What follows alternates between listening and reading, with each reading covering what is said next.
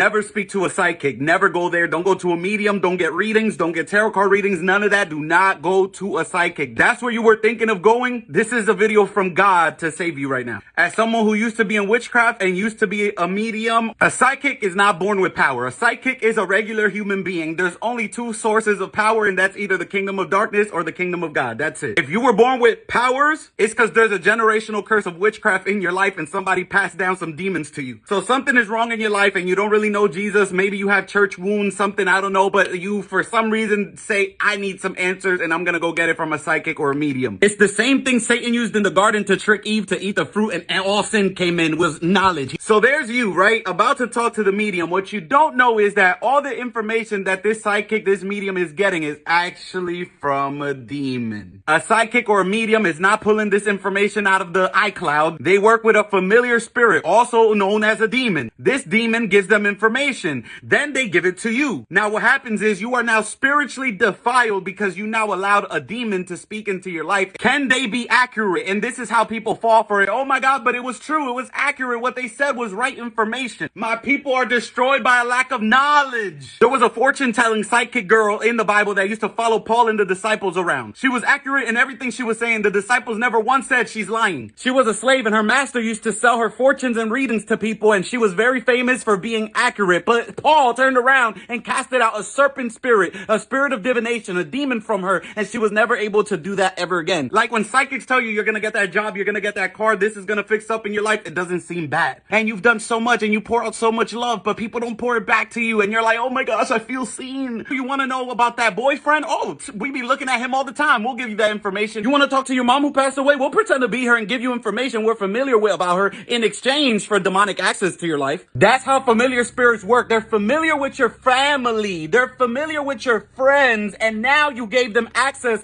to your future, to touch your health, to touch your finances, touch your kids. Something will happen. A problem is going to come. And as soon as that problem comes, what are you going to think about first thing? You're going to say, let me go to the psychic again. And then it repeats itself. It's a hamster wheel that never ends in a solution, and it never ends in Jesus Christ. Then you go back to the psychic. Then you accept another reading. Then you give more demons legal access into your life. Then they defile you in the spirit even more. Then you're back to a place of feeling good, direction again. Wow. And then they bring another problem. Maybe they touch your health. Maybe they touch your extended family. And then you're like, oh my gosh, what do I do? Now you feel like I'm gonna go to the psychic again for an answer. It keep going and going and going, all for money to defile your life and to make sure you never get near to Jesus Christ. Don't whore after mediums and psychics. Seek Jesus.